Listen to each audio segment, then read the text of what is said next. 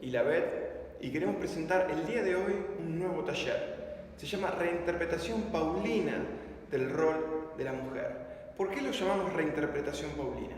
Porque creemos que este es un tema que ha dado que hablar muchísimo en los últimos tiempos y también creemos que es un tema que se ha generado discusión específicamente en estos últimos tiempos, pero sin embargo es un tema que se ha hablado mucho a través de la historia, es un tema que ha tenido inclusive diferentes perspectivas a través de la historia, como lo vamos a estar viendo a través de este taller. Yo ya hace un tiempo que soy misionero en Sudamérica y una de las cosas que me ha sorprendido es las preguntas respecto de la mujer. ¿Puede la mujer ser pastora? ¿Puede la mujer predicar? ¿Puede la mujer enseñar? ¿Está la mujer subordinada al hombre? Esas son preguntas que han explotado más que nada este último tiempo con diferentes circunstancias sociales que han venido pasando y ha hecho que muchas personas que estén a favor o en contra hayan utilizado la Biblia tanto como herramientas de defensa como herramientas de ataque. La realidad es que en el Nuevo Testamento hay específicamente dos versículos que muchos autores han utilizado a la hora de analizar este tema. Debemos tener en cuenta lo siguiente: la Biblia está compuesta por aproximadamente 35.000 versículos. Sin embargo, son 5 versículos del Nuevo Testamento los que parecen crear grandes doctrinas al respecto. Ahora, no estoy diciendo que están bien o que están mal. Simplemente lo que yo quiero otorgar es mi perspectiva y cómo lo veo yo desde el punto de vista histórico, contextual, del idioma original y de la interpretación bíblica. Pasemos un momento a estos dos versículos que generan. El primero es 1 Corintios, capítulo 14, versículos del 34 al 35, que dice lo siguiente: las mujeres cállense en las asambleas, congregación, que no les esté permitido tomar palabra, antes bien estén sumisas, como también la ley lo dice. Si quieren aprender algo, pregúntenselo a sus propios maridos en su casa, pues es indecoroso que la mujer hable en asamblea. El segundo es 1 Timoteo, capítulo 2, versículos del 12 al 15, que dice: no permito que la mujer enseñe ni que domine al hombre, que se mantenga en silencio, porque Adán fue formado primero y Eva en segundo lugar, y el engañado no fue Adán, sino la mujer seducida, que incurrió en la transgresión.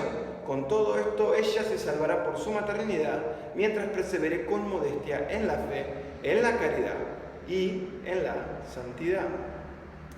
Estos dos versículos son claves, juntos con una interpretación interesante de lo que es la creación. Y el campeón, uno de los campeones de esta ideología de que la mujer por ahí debería estar sometida al hombre, es un reconocido pastor con un gran testimonio, pastor de la iglesia Grace Community en los Estados Unidos, un pastor que ha escrito comentarios, un pastor que ha escrito libros, y es John MacArthur. La postura de él es que la mujer no tiene rol de liderazgo, sino más que nada es de acompañamiento. Es la compañía ideal que Dios le creó al hombre. Él escribió este libro que se llama Different by Design, diferente por diseño, donde deja establecido cuáles son sus pensamientos. Algo en lo que él mismo se ha visto la necesidad de repetirlo tanto en sus sermones como en su página web.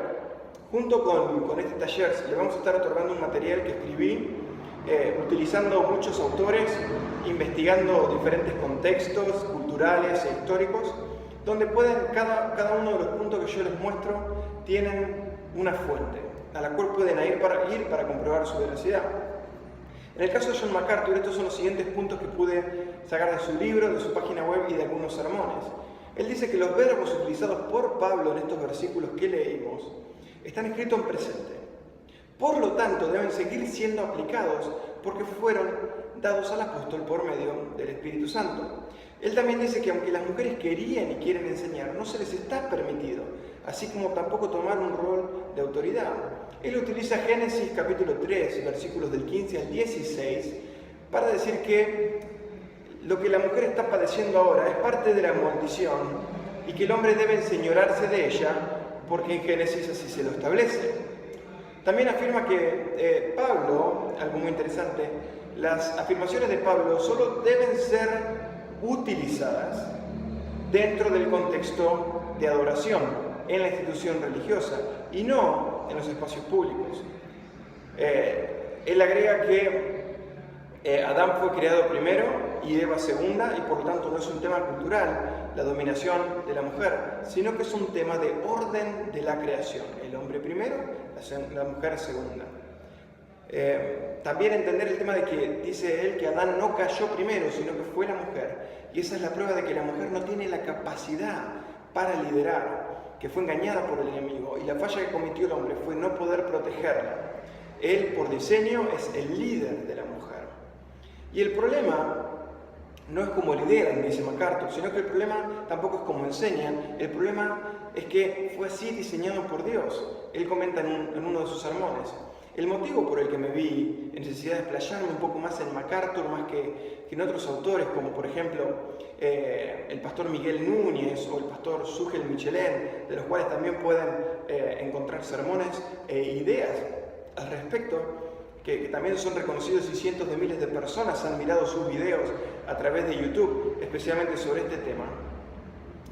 Y al igual que John Piper también, que piensa de una manera semejante. No me explayo en ellos porque MacArthur, en mayor o menor medida, acá como que redondea la idea que todos ellos también poseen.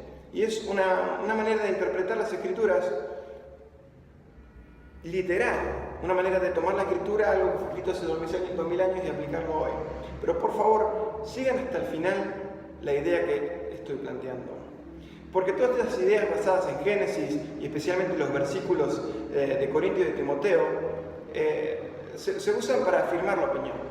La caída fue consecuencia de la mujer, dicen, el cual tomó un rol de liderazgo que no debió poseer en principio, sino que el hombre, y la culpa también fue del hombre por no haber ejercido su liderazgo. Y usan a Pablo como un fundamento para dar paso a su conciencia de que la mujer no puede enseñar, sino que es el hombre el único que tiene autoridad. Muchos tal vez no conozcan el trasfondo, no han entrado por ahí muy a fondo en la página web, pero yo soy abogado, además de tener un máster en teología. Y algo que veíamos en derecho, una materia, parte de un tema, era interpretación de la ley. Y teníamos una discusión constante, lo que es la lucha entre la letra de la ley y el espíritu de la ley. C.S. Lewis, un gran teólogo de estos últimos tiempos, dice que es Cristo mismo, no la Biblia, quien es la verdadera palabra de Dios. La Biblia, leída en espíritu correcto y con la guía de buenos maestros, nos atraerá a Él. No debemos usar la Biblia como una enciclopedia de la cual los versos pueden ser tomados como armas. Esto escribió C.S. Lewis, uno de los grandes teólogos de los últimos tiempos. ¿Qué estoy tratando de explicar con esto antes de entrar en el punto de la letra versus el espíritu de la ley? Lo que estoy tratando de entrar es que muchas veces dicen la palabra de Dios dice esto. Juan capítulo 1, y es algo que posiblemente veamos en unos minutos, Juan capítulo 1 explica que el verbo, la palabra de Dios se hizo carne, y esa carne, ese era Jesús. La palabra de Dios, a través de quien todo fue hecho, es Jesús, no el libro que tenemos compilado como la Biblia. Otra de las clases que ofrecemos es Biblia y defensa de la fe cristiana, apologética, donde hago un extenso análisis de lo que es la palabra de Dios y lo que son las Sagradas Escrituras, que son muy diferentes. Volviendo al tema de la letra versus el espíritu de la ley. Como abogado, nosotros hemos tenido muchas circunstancias donde leyes que fueron escritas décadas atrás, tratamos de aplicarlas al mundo de hoy, cuando la tecnología ha cambiado, cuando los frenos inhibitorios de las edades han sido derribados y, por ejemplo, jóvenes que antes eran incapaces de cometer delitos que solo eran cometidos por personas mayores, ahora los cometen también. Entonces era difícil aplicar el tema de diferentes libertades y cómo se les aplica y la aplicabilidad de la ley misma. O tal vez también diferentes maneras de homicidio que no estaban contemplados por la ley hace 20 años, por lo tanto no eran punibles, o determinados delitos. Entonces, ¿qué es lo que se empezó a discutir? Bueno, tal vez no tenemos que analizar exactamente la literalidad de la ley, sino lo que tenemos que analizar es el espíritu con el que los legisladores crearon esas leyes.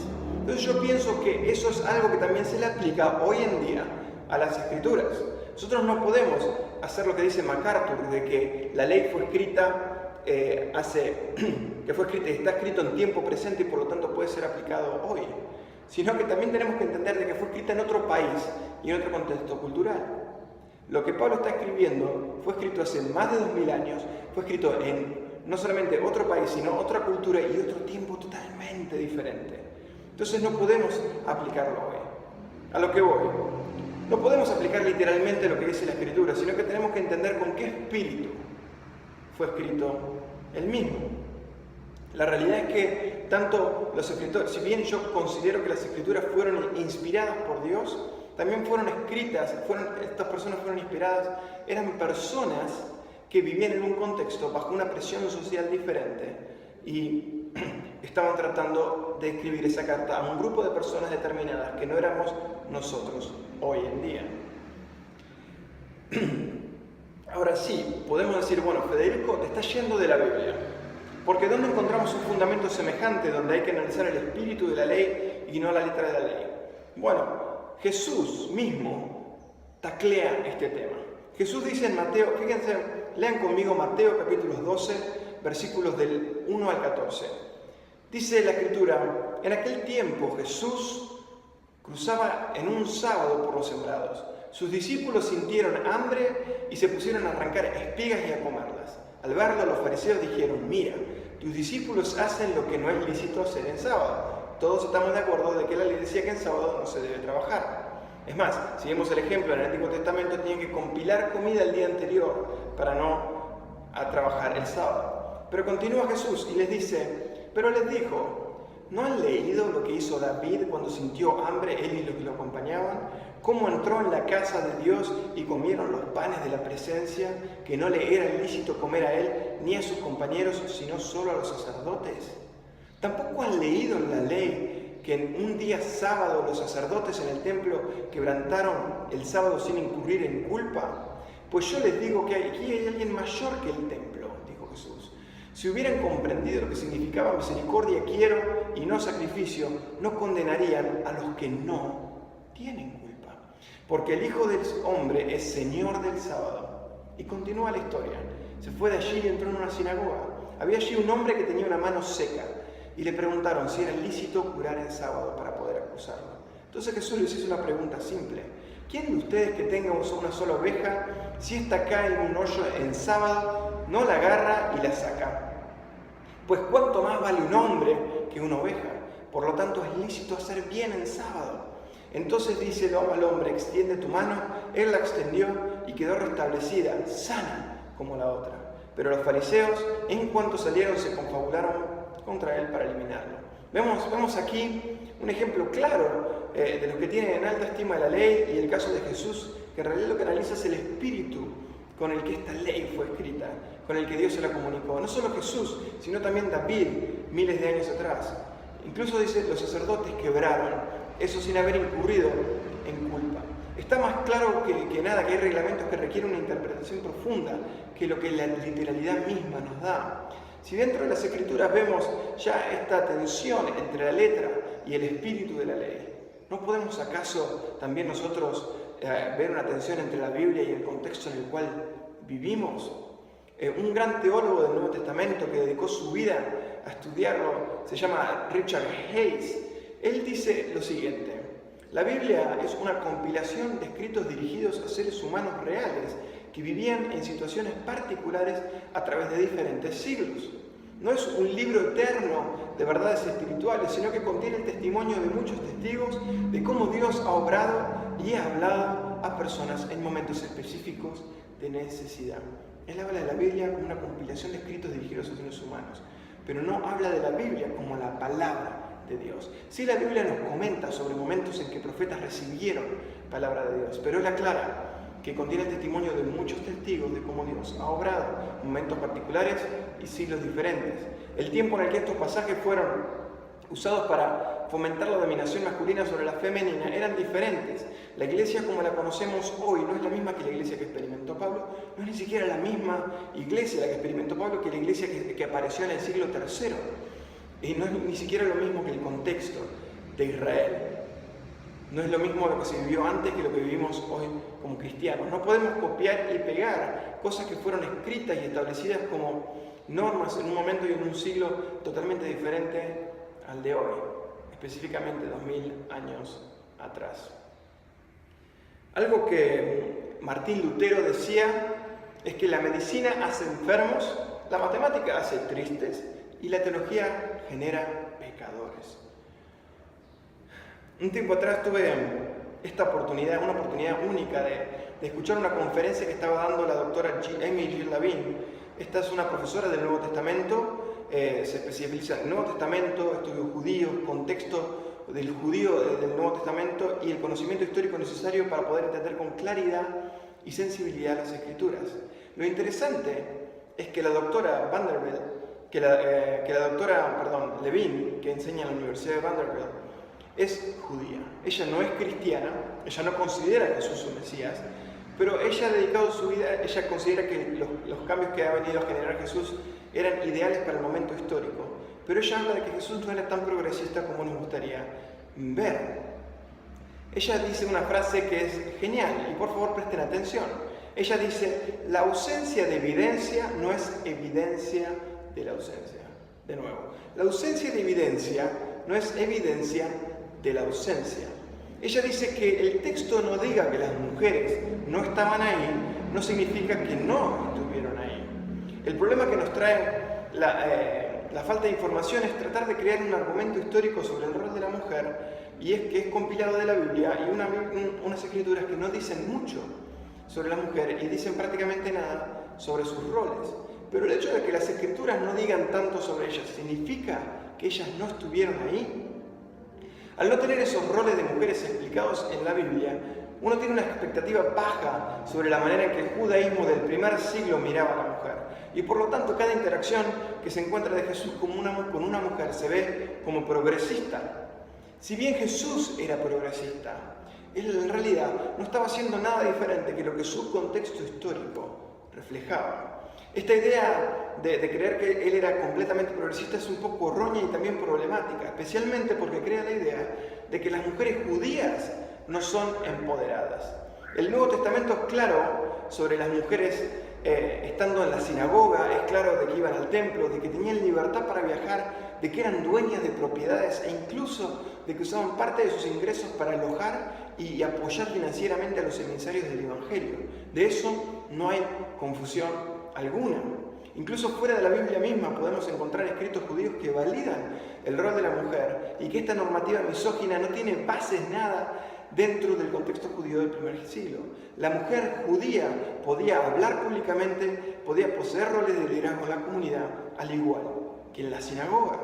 Muy diferente a las interpretaciones que veíamos al principio.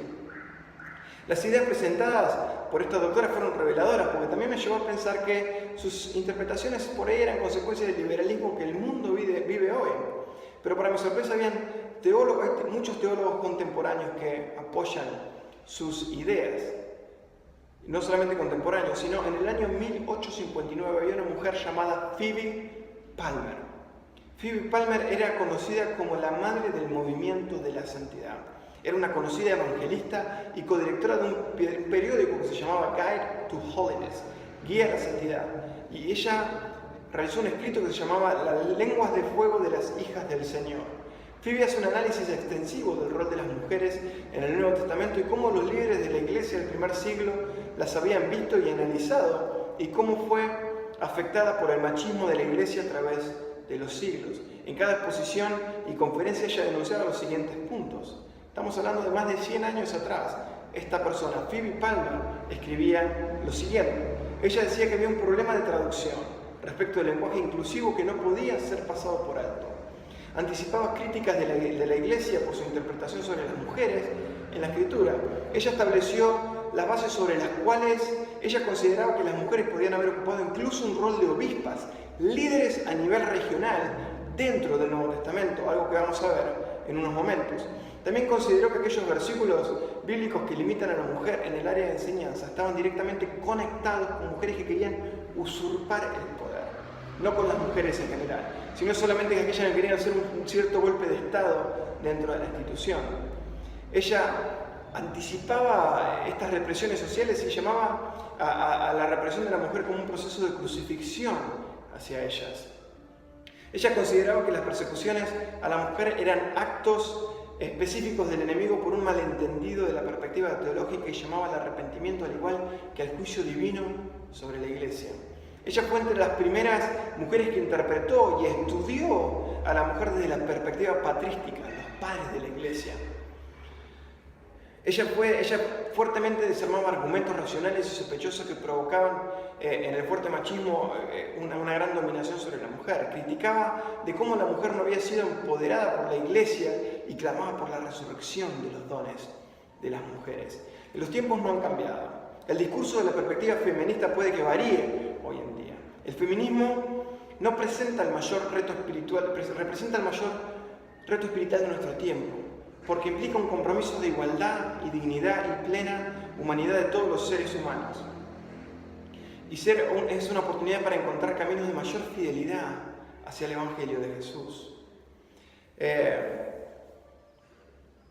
América Latina no es extranjera a todo este tiempo. María Josefina Lach, una gran teóloga latinoamericana, escribió que la Iglesia va a reencontrar mejor su dimensión femenina si abre más espacios a las mujeres.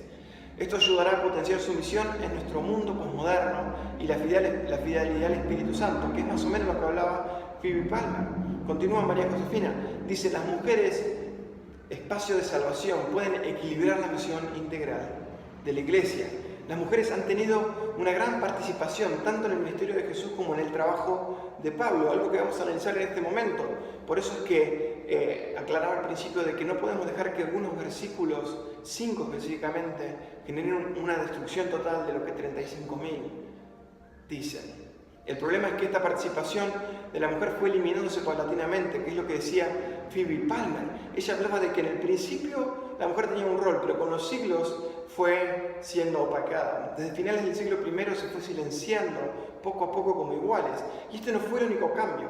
La Iglesia como toda perdió la concepción de comunidades de iguales en todos los sentidos: económico, social, ético y de género.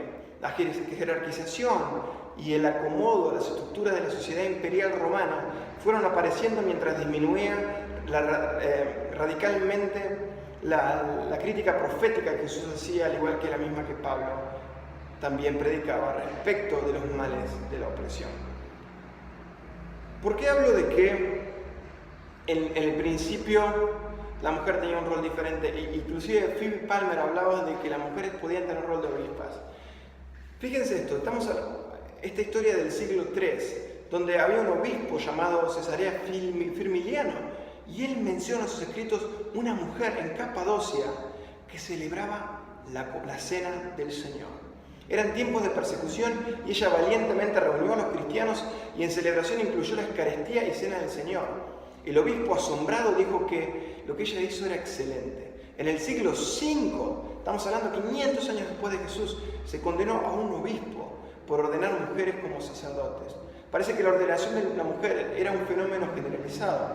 Entonces podemos observar que hasta 500 años después de Jesús, hasta 500 años después de Pablo, las mujeres tenían un rol de autoridad, pero una cultura dominante decidió crear dominación sobre la interpretación de los evangelios. Desde Brasil y Argentina y otros países de Sudamérica se han levantado mujeres que a través de la lucha se abrieron paso dentro de los teólogos, especialmente porque no había lugar para la mujer dentro de la teología. Y eso es una de las cosas que ha logrado silenciar. ¿Sí? Cuando no se le permite a un grupo de personas tener acceso a estudios, se los considera ignorantes. Pero en realidad somos nosotros tal vez lo que no estamos permitiendo que esas personas sean empoderadas por medio del conocimiento de las Escrituras. Es lo que Lutero luchaba. Que todos tengan acceso a las buenas nuevas. Pero para poder entender un poco más, cuando yo estudiaba en la ciudad de La Plata, mis padres, en ese tiempo todavía no había un internet fluido, entonces mis padres me enviaban cartas. Esas cartas que mis padres me enviaban estaban dirigidas a mí y hablaban respecto de cómo yo debía vivir en un contexto particular, que era la ciudad de La Plata, en un país particular, la República de Argentina, en un lenguaje particular, que era el español, con una jerga particular, la jerga argentina. Para eso mismo tenemos que entender que Pablo le escribía a dos grupos diferentes, ¿no? Lo que tenemos entendido, en Corintios y en Timoteo, que se considera que estaba en Éfeso. Se le escribía cartas en Corintios a un grupo de personas, en 1 de Timoteo se le escribía solamente a Timoteo, se escribió en griego, se escribió hace 2000 años atrás con una jerga diferente. Ahora vamos a entrar un poco más. Una persona que dedicó su vida a estudiar a Pablo, el doctor Douglas Campbell, dice que a menos que conozcamos las circunstancias básicas que rodean la composición de una carta, no podemos simplemente descifrar si Pablo estaba hablando de conceptos que él ya tenía, inventando a medida que escribía para influenciar una situación, si hablaba dentro de un contexto determinado o respondiendo a problemas que esas circunstancias habían creado. Y sin saber las circunstancias de la carta, no podemos hacer ningún progreso sobre los problemas vitales que ésta plantea. Douglas Campbell dio en el punto en este tema para entender las escrituras, más allá de lo que la literalidad nos ofrece. Porque estamos creando doctrinas, estamos creando posiciones pastorales, y lo mínimo que debemos entender respecto de estas cartas es el contexto. Al igual que la interpretación de la ley de un país, por ejemplo, no podemos aplicarla universalmente a otros países. No sería lo mismo, por ejemplo, aplicar la ley del matrimonio igualitario en Estados Unidos, en Argentina, en Uruguay, en África, en algunos países de África, en algunos países de Asia o en Australia. Para entender cómo y por qué una ley fue aplicada en los países y entender cómo funciona, debemos entender su contexto y evolución social. Por eso quiero que vayamos primero a Corintios. Entender un poco de qué se trataba ese momento en el que recibieron esta carta. La ciudad de Corintios era una ciudad conocida por ser una ciudad mercante, porque se encontraba bien en el mar, cuya fama y riqueza eran reconocidas por la facilidad para los negocios que allí realizaban, al igual que era reconocida por competencias deportivas. En el año 146 a.C., el ejército romano capturó la ciudad, destruyó sus edificios, ejecutando y esclavizando a todos esos ciudadanos. Julio César, 100 años después, en el año 44, decidió formar una colonia romana, de los cuales muchos colonos eran ex-esclavos y personas que buscaban una oportunidad de vida. Es bien importante entender eso, porque si nosotros ponemos la carta de Pablo en el mapa histórico, podemos ver que él está tratando con una ciudad que ha recibido una influencia política y religiosa de muchos tipos, de diferentes partes del mundo, además de poseer un espíritu colonizado. Era una ciudad orientada al estilo romano, pero sin embargo era una ciudad griega.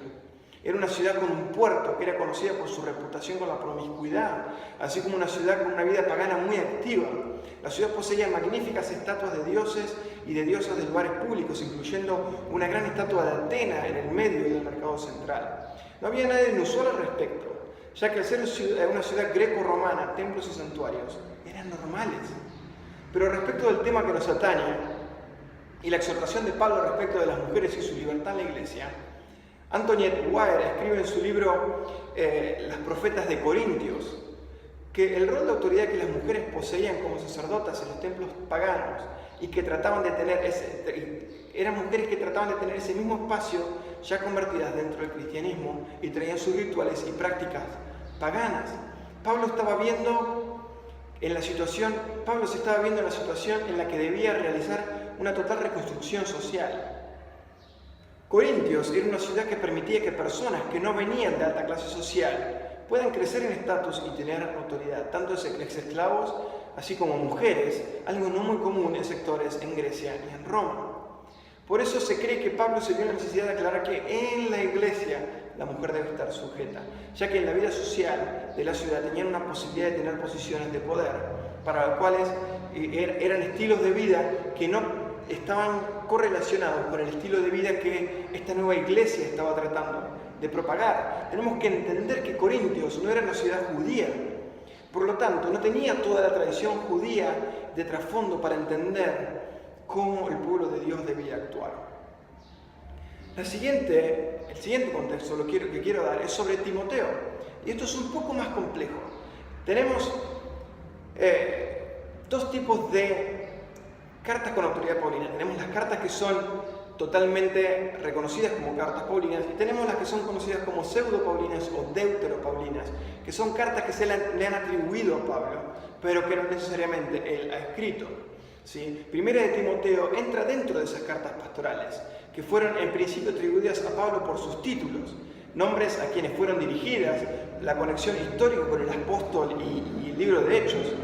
Por análisis de la carta, y esto necesito que presten atención, si necesitan pausarlo, voy a tratar de que quede bien explayado acá para que puedan ir viendo los números. Pero por análisis de la carta, y esto es muy importante de lo que hablaba Phoebe del tema de inclusivo y el tema del lenguaje, Phoebe Palmer, debemos entender que primero Timoteo está en Éfeso y que ahí debe permanecer por un tiempo.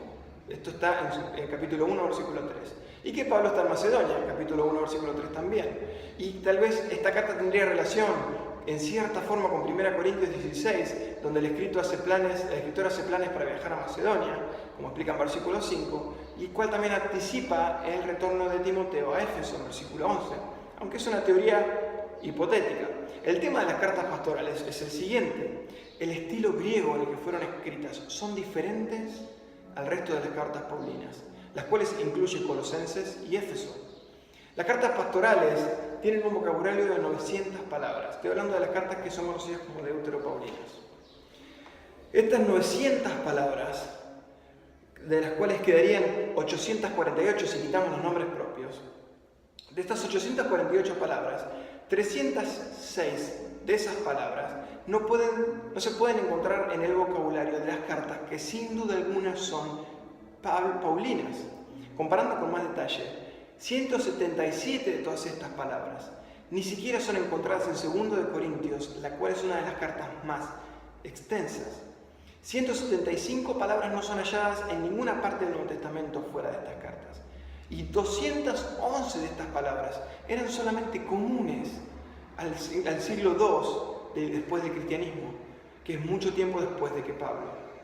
Si agarramos estas 848 palabras, solamente instintivamente 50 palabras se le podrían atribuir a Pablo, porque son comparadas con las otras cartas que él indudablemente escribió.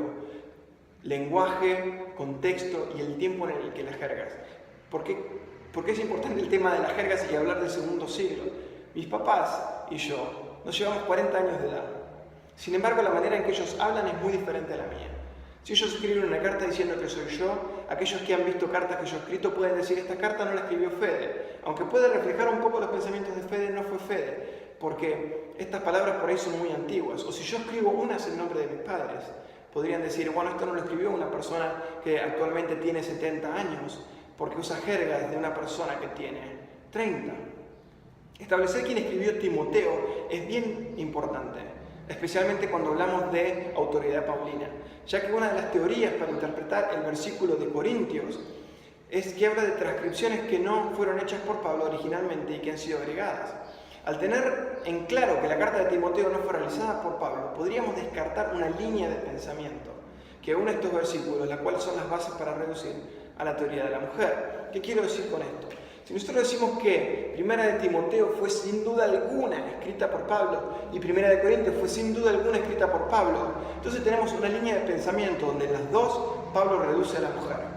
Pero si ahora, analizando Primera de Timoteo, nos damos cuenta de que tiene autoridad paulina por diferentes motivos que ya di, pero indudablemente no fue escrita por Pablo, entonces hay solamente 2 versículos de los cuales se le pueden atribuir como pensamiento de Pablo respecto del rol de la mujer. Ahora, una vez visto el contexto histórico, vamos a escudriñar un poco estas escrituras. Rabí Zacarías, un gran defensor de la fe, dice que si Dios hubiera discriminado basándose en el género y siendo que la verdad en la que el Evangelio se sostiene es la resurrección de Jesús, ¿por qué entonces se reveló a las mujeres primero para que vayan a compartir el Evangelio? Qué gran Dios tenemos que nos demuestra una y otra vez que no hay persona sobre otra. Todos tenemos el mismo privilegio de cargar con el Evangelio.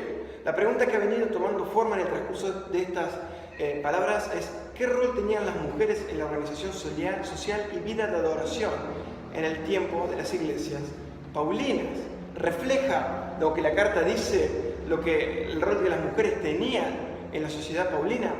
Ya que las cartas parecen que han enviado señales confusas. Porque por un lado tenemos Gálatas capítulo 3, versículos del 26 al 28, que dice, pues todos son hijos o hijas, puede decir. Eso es un tema de inclusión de lenguaje, porque es una palabra que se atribuye tanto a hombres como a mujeres, no tiene género en el lenguaje original de Dios. Por la fe en Jesús, los que se han bautizado en Cristo, se han revestido de Cristo. Ya no hay judío ni griego, ni esclavo ni libre, ni hombre ni mujer, ya que todos ustedes son uno en Cristo. Por otro lado tenemos el versículo en 1 Corintios, capítulo 14, 34-35, el cual estrictamente suprime a la mujer de un rol público en la comunidad de adoración. La mayor parte de atención y análisis va a estar centrada en 1 Corintios, ya que considero que el apóstol Pablo no fue el autor de la misiva enviada a Mateo, por lo que usarla para trazar una línea de pensamiento entre Pablo, entre Corintios y Timoteo no me parece lo correcto. 1 Timoteo se encuentra en la Biblia, sí, y por el solo hecho de estar ahí tiene autoridad moral donde nos puede enseñar, pero creo que requeriría un análisis por separado. 1 Corintios capítulo 11, versículos del 3 al 16, vemos que Pablo espera que la mujer ore, profetice en las comunidades de adoración. Su mayor preocupación en el pasaje es que debe arreglar su cabello, cubrir su cabeza, mientras oran y profetizan. Hay un teólogo, Wayne Mix, que sumariza este pasaje de la siguiente manera. Brevemente, Pablo deja sin cuestionamiento los derechos de las mujeres, guiadas por el Espíritu, de ejercer, al igual que el hombre, el rol de liderazgo en una asamblea, pero insiste que los símbolos convencionales que diferencian la sexualidad unos de otros deben ser mantenidos. Es como si el pasaje contradijera directamente lo que se habla en el 34 y el 35, donde dice que la mujer no hable en la asamblea, cuando tiene lugar para profetizar. Es un poco confuso. El autor habla de que las mujeres deben mantener su feminidad, al igual que los hombres su masculinidad, pero no habla de nada, en los versículos esos anteriores, respecto de que la mujer tiene menos autoridad que el hombre. Por otro lado, hay numerosas referencias en las cartas de Pablo que muestran que las mujeres estaban incluidas entre los cotrabajadores con Pablo. Muchas de estas mujeres ejercían roles de liderazgos en las comunidades, cosa que combate un poco los análisis que veíamos primero, ¿no?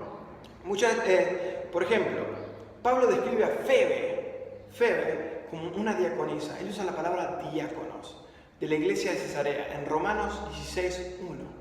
No es claro si el término diáconos debería ser entendido como una designación formal de una posición en la iglesia, como está establecido en Filipenses capítulo 1, versículo 1, donde también usa esa misma palabra, o si es un término genérico para sirviente o ministro, como se utiliza esa palabra en 1 Corintios capítulo 3, versículo 5 y en 2 Corintios capítulo 3, versículo 6, donde Pablo usa este término para describir inclusive su propio rol. Pablo se considera igual que Febe, un diácono. De cualquier manera, Pablo piensa que Febe tiene un importante trabajo que hacer en la iglesia de Roma e instruye, escuchen esto, a los romanos a que le ayuden en lo que ella requiera de ellos.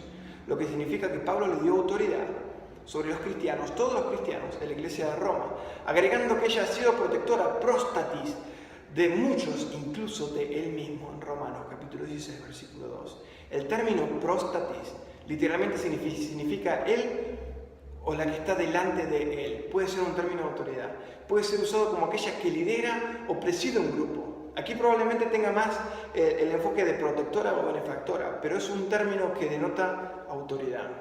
Tenemos también a Prisca y Aquila, un equipo conformado por una esposa y un esposo, que son parte de los cotrabajadores en Cristo Jesús. Pablo menciona todas las iglesias de los gentiles. Den gracias por su ministerio. Y menciona cómo ellos tenían una comunidad de iglesia en su casa. Eso lo vemos en Romanos capítulo 16, versículos del 3 al 4. Y lo vemos en Hechos, capítulo 18, versículos del 18 al 28. Ninguno de los comentarios de Pablo sobre ellos habla de que hay una subordinación de la esposa al esposo. Parece que ella participa completamente del ministerio. Muchas otras mujeres inclusive se aparecen como trabajadoras en el Señor. Hay una larga lista de saludos de Pablo en Romanos capítulo 16, donde incluye a María, a Junia, que junto a su esposo Androcinio, posiblemente su esposo, eran ilustres entre los apóstoles. Trifenia, Trifosa, Julia, la hermana de Nereo, En Filipenses capítulo 4, versículo del 2 al 3, Pablo urge a las mujeres Evodia y Sintique, quienes han padecido a su lado en el trabajo del Evangelio, a que solucionaran sus diferencias.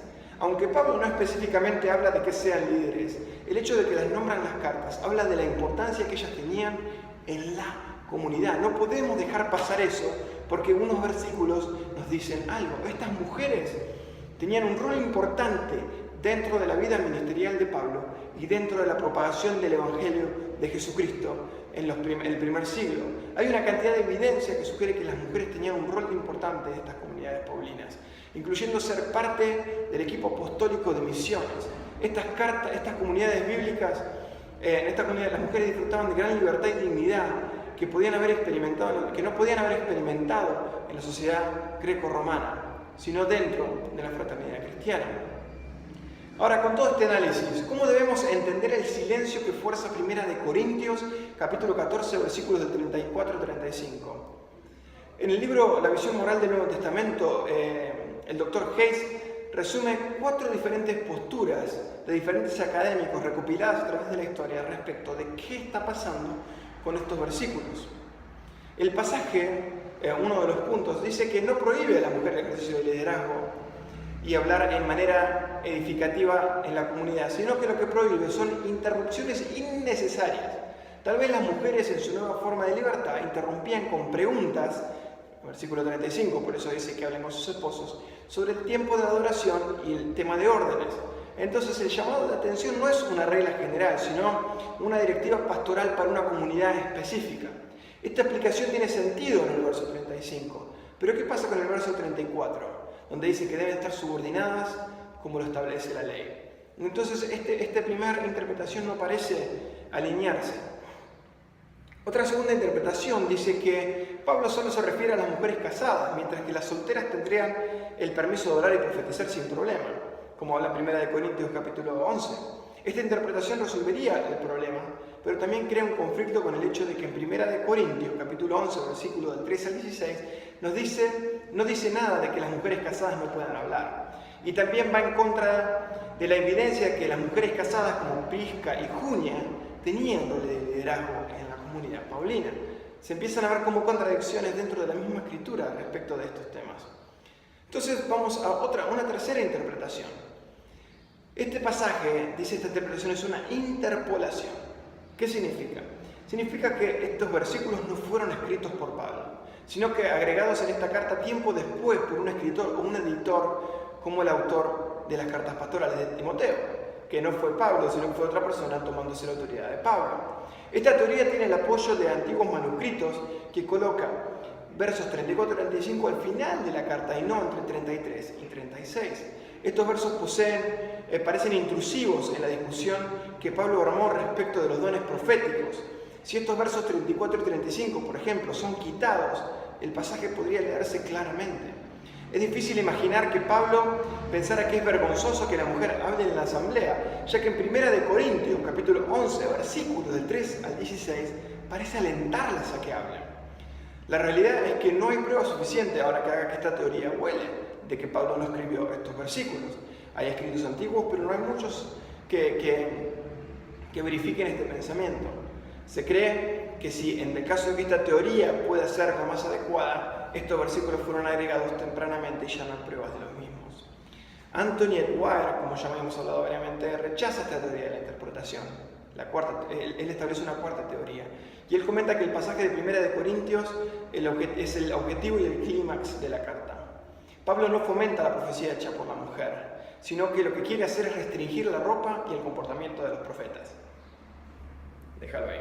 Estas son 4 diferentes teorías respecto de qué es lo que está pasando con estos versículos y cómo se sienten descolocados. ¿Por qué? Porque estamos viendo cómo en la vida ministerial de Pablo y en la vida de la iglesia, las mujeres han tenido un rol de autoridad y estos versículos parecen ir en contra de todo eso que inclusive Pablo vivió. Se estaba contradiciendo a sí mismo. Entre los académicos contemporáneos creen que la tercera teoría, la interpolación, es la más aceptada, ya que es más consistente con la vida de Pablo, como lo comentaba recién, y las cartas escritas por él que muestran su pensar. Pero no podemos estar diciendo en una discusión, ¿no?, respecto a este versículo. No podemos decir, no, Pablo no escribió estos versículos. Pero podemos hacer algo mejor. Lo que podemos decir es, miremos cómo vivió Pablo. Como expliqué todo recién, miremos la vida ministerial de Pablo y el rol que las mujeres han tenido. ¿Va de la mano esto que nosotros estamos leyendo con lo que las mujeres en los tiempos de Pablo vivieron? Absolutamente no. Primera de Timoteo, capítulo 2, versículos del 12 al 15, posee una fuerte diferenciación de género que contradice Gálatas, por ejemplo, el cual la diferenciación de géneros es derogada. Y también en Romanos 16, versículos del 1 al 3 y el versículo 7, donde vemos las mujeres en rol de liderazgo. Si podemos ver su consistencia con Primera de Corintios, capítulo 14, del 33 al 36, el cual muchos académicos consideran que no sea paulino. Ahí podemos ver lo que quiero decir, por ahí lo confundí un poco. Que podemos ver una consistencia entre Timoteo y su enfoque reduccionista de la mujer y estos versículos en Corintios que reducen a la mujer.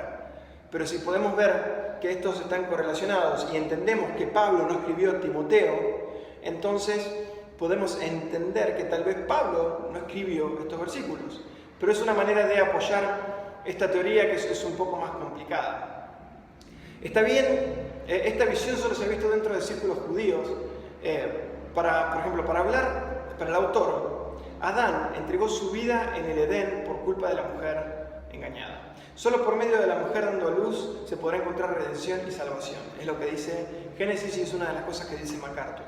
Esta visión se ha visto dentro de círculos judíos muy conservadores sobre la mujer, que no están alineados con la visión paulina, como vimos, respecto de su vida, y tampoco están relacionados con el rol de Jesús y la salvación, el cual no requiere un parto como medio por el cual tenemos acceso a la vida eterna. Entonces esta idea de decir que la mujer solo va a ser salva a través de dar a luz está en contra del trabajo que Jesús vino a hacer. Quiero terminar con una visión pastoral. Como pastor quiero cerrar esta idea. Jesús dijo, yo les aseguro que donde quiera se proclamen las buenas nuevas, el mundo entero hablará también de lo que ésta ha hecho para memoria suya. Jesús mismo estableció que una mujer iba a ser reconocida a través de la historia por lo que hizo por él. ¿Tiene esto relación con el poco valor que parece que las mujeres tienen respecto de los versículos que utilizamos para reducirlas? Debería ser suficiente con mirar la vida de Jesús y la manera en que él trató a las mujeres. Tenemos a Jesús enviando a la mujer samaritana como la primera misionera a su pueblo. En Juan capítulo 4. Tenemos a María ungiendo a Jesús, preparándolo para el juicio y la crucifixión que venía en Juan 12. Jesús anunciando su resurrección primero a las dos Marías y les pide que sean testigos de sus discípulos. Lo vemos en Mateo 28, Marcos 16, lo vemos en Juan 20, convirtiéndolas en las primeras evangelistas en la historia, dando las buenas nuevas de la resurrección. En Lucas capítulo 8 vemos que mujeres estaban con Jesús y sus discípulos y lo acompañaban en su ministerio. Parece muy claro que las mujeres eran discípulas de Jesús y que ministraban junto a los 12. La vida de Jesús fue un reflejo del cual nosotros deberíamos hacer eco, no una distinción de liderazgo. No podemos, como decía C.S. Lewis, usar los versículos bíblicos como armas en contra de otros. Veamos la vida de Jesús como toda. Si Jesús eligió a 12 hombres como sus discípulos, sí, Jesús eligió a 12 hombres como sus discípulos, pero debemos entender que el Mesías no era ningún estúpido. Él ya estaba desafiando el status quo con su vida. Enseñaba en sus enseñanzas y el hecho de que eligió hombres de dudosa reputación. ¿Qué decir del paralelismo de los 12 discípulos con los 12 de Israel? Todo depende de los lentes que usemos para leer las Escrituras. Pero no podemos hacer la vista gorda al hecho de que Jesús en realidad exaltó a la mujer, de que Pablo las tenía en estima y rol de liderazgo. ¿Cómo podemos dejar que unos versículos desestimen la vida de Jesús y sus acciones y las palabras del apóstol Pablo? No tiene sentido. Y me refiero específicamente a que la vida y obra de Pablo, que tiene más autoridad que la carta de Timoteo, que no fue escrita por él, y su relación con Corintios, versículos 34-35, que tienen dudosa procedencia, generen contradicciones.